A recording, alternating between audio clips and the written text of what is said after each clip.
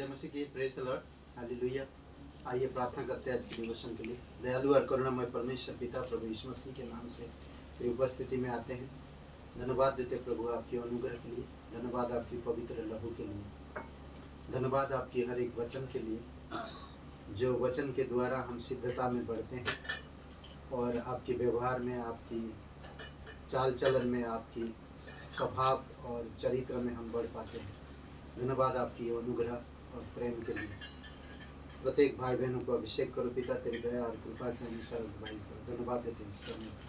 प्रार्थना प्रभु यीशु मसीह के नाम से मांगते हैं, आमीन। ओके, हम लोग आज याकूब की किताब को देखेंगे।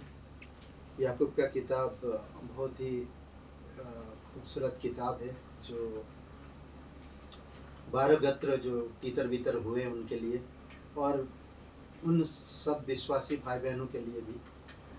याकूब का किताब पुराने नियम के नीति वचन की तरह तुलना किया गया है। नया नियम में ये नीति वचन है। जिस तरह पुराने नियम में नीति वचन, उसी प्रकार नया नियम में याकूब का किताब नीति वचन की समान तुलना किया गया। आज हम देखेंगे थोड़ा परीक्षाई के ऊपर। पहला अध्याय हम लोग इसी याकूब की किताब में अभी एक कंटिन्यू चलेंगे और इस किताब को ख़त्म करेंगे। हर चीज़ को देखेंगे इसका थोड़ा। और पहले वचन से लेकर आज हम देखेंगे परीक्षा के ऊपर। परीक्षा, धीरज, बुद्धिमानी और विश्वास। इसमें देखेंगे कि विश्वासी लोगों को परीक्षा होना अनिवार्य है।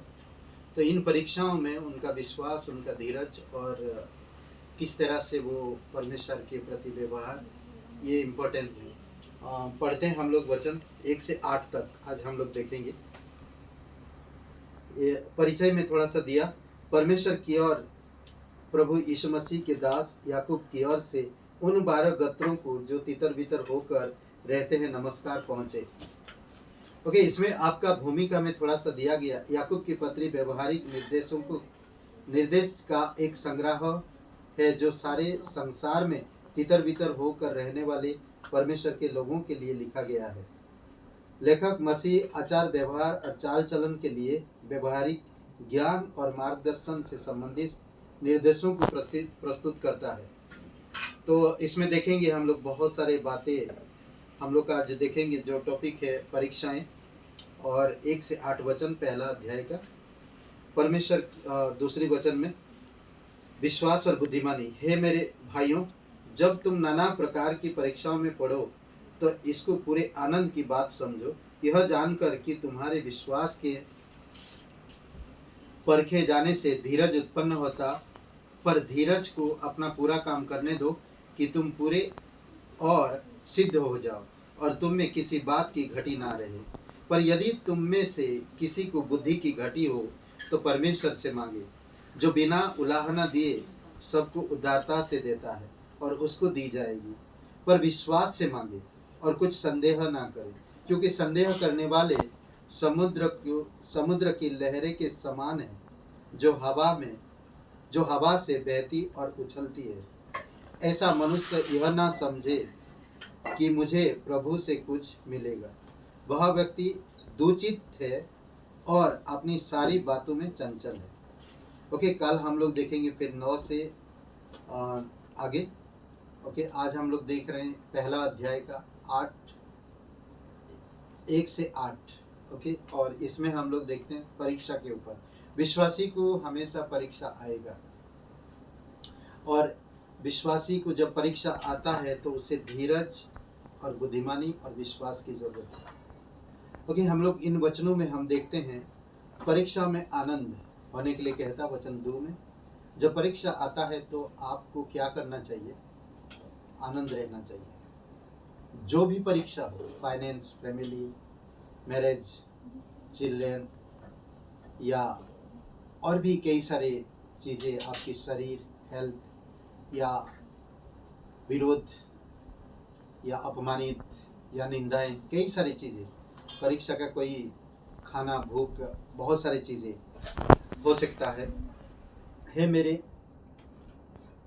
मेरे जब तुम नाना प्रकार की परीक्षाओं में, हे मेरे भाइयों, जब तुम नाना प्रकार की परीक्षाओं में पढ़ो तो इसको पूरे आनंद की बात समझो। जब हम परीक्षा में होते हैं हमें आनंद की जरूरत पड़ती है।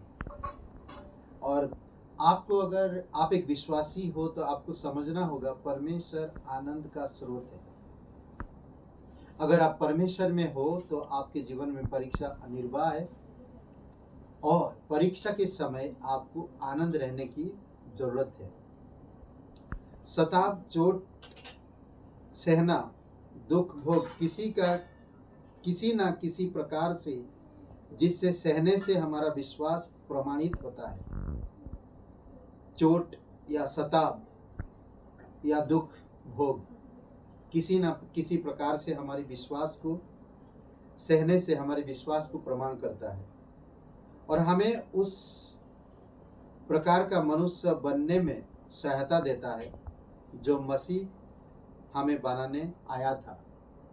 ओके, तो परीक्षा में क्या मिल रहा है आपको? परीक्षा जब आ रहा तो आपका विश्वास को प्रमाण कर रहे हैं। दूसरी बात, आप मसीह क्या बनाना चाहता था आपको, परीक्षाओं के द्वारा आप बनते हैं। परीक्षाओं के द्वारा जो मसीह बनाना चाहते थे वो बनते हैं आप। इसमें परीक्षाओं को पतरस बहुमूल्य कहता है। यानी कि अगर आप एक विश्वासी हो तो आपका जीवन में परीक्षा होगा। और पहला पतरस का पहला अध्याय और वचन 7 में कहता, परीक्षाओं को पतरस बहुमूल्य कहता है। हमारे जीवन में परीक्षा आना बहुमूल्य है। और वचन 3 और 4 में हम देखते हैं परीक्षाएं धीरज उत्पन्न करता है। धीरज को उत्पन्न करता, धीरज को, जब परीक्षा आती आप धीरज रखो, आनंद रहो, धीरज रखो, धीरज पैदा करता है। दुख भोग के समय धीरज शांति और आनंद में ठहरने की योग्यता प्रदान करते हैं। दुख भोग के समय धीरज, शांति, आनंद से ठहरने की योग्यता प्रदान करते हैं। हमारे जीवन में जो परीक्षाएं होती है या आता है तो उसमें क्या प्रदान करता है? धीरज, शांति और आनंद ठहरने में योग्य बनाता है।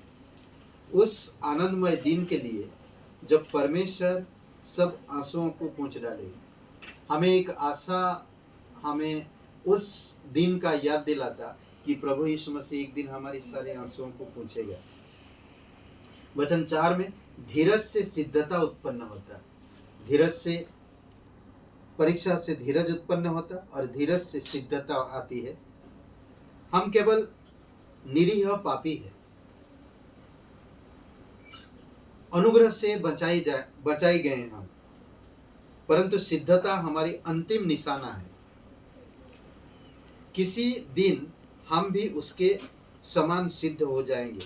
पहला यूहन्ना का वचन एक पढ़ते हैं हम लोग। पहला यूहन्ना 3 अध्याय और वचन 2, खूबसूरत वचन है, मैं पढ़ के सुनाता हूँ आपको। पहला यूहन्ना 3 अध्याय और वचन 2, देखिए क्या कहता है। 2 वचन में कहता है, हे प्रियो, अब हम परमेश्वर की संतान हैं और अभी तक यह प्रकट नहीं हुआ कि हम क्या कुछ होंगे। इतना जानते हैं कि जब वह प्रकट होगा तो हम उसके समान होंगे, क्योंकि उसको वैसा ही देखेंगे जैसा वह है।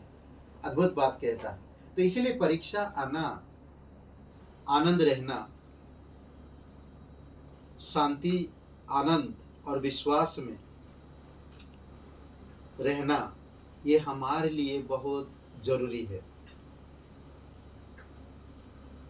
और हम देखते हैं वचन 5 में बुद्धिमानी। फिर हम देखते हैं कि धीरज से सिद्धता में अगर हम जब परीक्षाएं, धीरज, और फिर हम देखते हैं इनमें जब हम सक्सेस होते तो हमारे जीवन में बुद्धिमानी आती है। 5 वचन में कहता, प्रतिदिन की जीवन के प्रयोगात्मक बातों के लिए सही निर्णय उसके सभी पहलुओं हेतु, ताकि सभी बातों में मसीही जीवन लक्षित है, यानी कि लक्षित हो। यानी कि बुद्धिमानी से जब हम काम करते हैं या सही डिसीजन लेते हैं या निर्णय लेते हैं, तो मसीही जीवन में एक लक्षण मिल जाता है हमें, और हम उस मार्ग में फिर बढ़ने लगते हैं। बुद्धिमानी के बाद एक बात आता, वचन 5 में दिया गया प्रार्थना। जब हम बुद्धिमानी से काम करते हैं तो हमारी प्रार्थनाएं सुनी जाती है। देखिए, बुद्धिमानी की ऊंचाइयों पर पहुंचने सहायता होगा। प्रार्थना हमारी बुद्धिमानियों में पहुंचने के लिए प्रार्थना की जरूरत है। इसलिए कहता वचन ना, अगर बुद्धि की घटी है तुम्हारी अंदर तो परमेश्वर से मांगो, बिना संदेह किए हुए मांगना चाहिए हमें, तो ऊंचाई तक ले जाता है हमें। पवित्र की शुरुआत और समापन 5वां अध्याय याकूब के 13 से 18 वचन में प्रार्थना को उठाने पर की गई है। प्रार्थना को उठा हुआ, प्रार्थना करो, परमेश्वर से बुद्धि मांगो, परीक्षाओं में आनंद रहो, धीरज को काम करने दो ना, धीरज को काम करने देना। धीरज आपके जीवन में सिद्धता ले आएगा।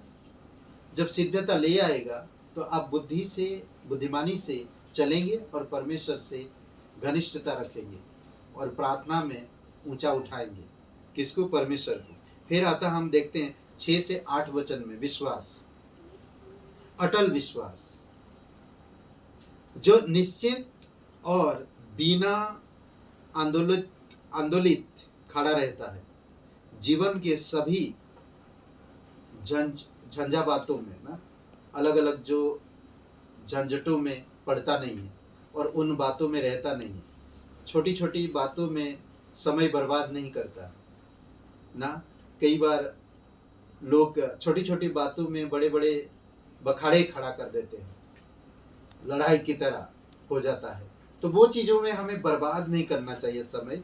हमें आंदोलित का मतलब है कि विश्वास में आंदोलित खड़ा रहना, मतलब पूर्ण रूप से अटूट, और लड़ाई झगड़ा झंझट भरी बातों में हमें ध्यान ना देकर परमेश्वर में ध्यान लगाने की जरूरत है।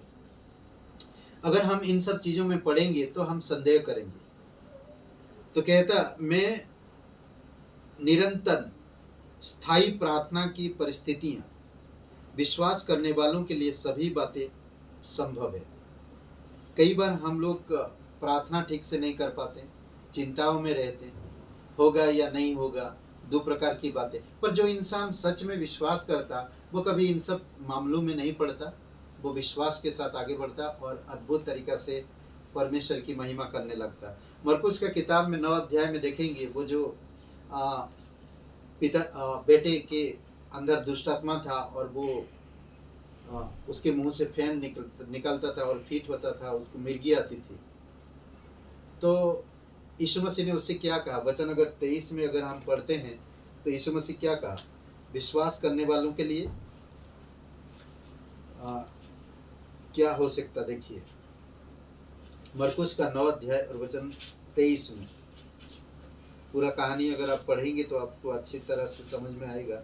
23 वचन में कहता, यीशु ने उससे कहा, किससे? उस पिताजी से। मैं 22 वचन से कहता, उसने उसे नष्ट करने के लिए कभी आग और कभी पानी में गिराया, परंतु यदि तू कुछ कर सके तो हम पर तरस खाकर हमारा उपकार कर। कौन कह रहा? पिताजी कह रहा, उसकी बेटे का हालत को देखकर। यीशु ने उससे कहा, यदि तू कर सकता है। प्रश्न किया, यीशु ने उससे कहा, यदि तू कर सकता है। यह क्या बात है? विश्वास करने वालों के लिए सब कुछ हो सकता है। सब कुछ हो सकता है विश्वास करने वालों के लिए, संदेह नहीं। कोई भी अपने आप को बोलो इन अलग अलग चीज़ों में, लड़ाई झगड़ों में, छोटी छोटी बातों में नहीं डालते। वो परमेश्वर में स्थिर रहते हैं, खड़े रहते हैं और विश्वास में आगे बढ़ते हैं और उनके लिए सब कुछ हो सकता है। ये था परीक्षाओं के ऊपर आज याकूब का किताब 1 अध्याय 1 से 8 वचन में। हम लोग कल आगे देखेंगे। ओके, डिवोशन में हम लोग याकूब की किताब, आप याकूब का किताब पढ़िए और आगे बढ़िए। जैसे जैसे हम बातें करेंगे तो आपको और भी बातें समझाएंगे। आमीन। आइए प्रार्थना करते हैं। पिता परमेश्वर, प्रभु यीशु मसीह, हम धन्यवाद देते हैं, आपकी स्तुति महिमा करते हैं। स्वर्ग और पृथ्वी बनाने वाला पिता, तेरी दया और तेरी कृपा के अनुसार तू अगुवाई कर। तू राजाओं का राजा, तू प्रभुओं का प्रभु, सर्वशक्तिमान परमेश्वर प्रत्येक भाई बहनों को अभिषेक करो पिता। जो लोग बीमार हैं प्रभु यीशु मसीह आप उनको छुओ। जो लोगों को कामकाज में व्यस्त हैं प्रभु आप उनको भी कृपा दृष्टि करो। और जो लोगों को प्रभु हाउस वाइफ है, बच्चे, सभी के लिए प्रार्थना करते तेरी दया और कृपा रहे पिता। आपकी योजना में, आपकी अनुग्रह में, आपकी अनुग्रह में बढ़ाना प्रभु यीशु, और सुरक्षित रखना। धन्यवाद यीशु मसीह के नाम से मांगते हैं, आमीन। हे ब्रदर एंड सिस्टर, सबको जय मसीह की प्रेज द लॉर्ड, आमीन।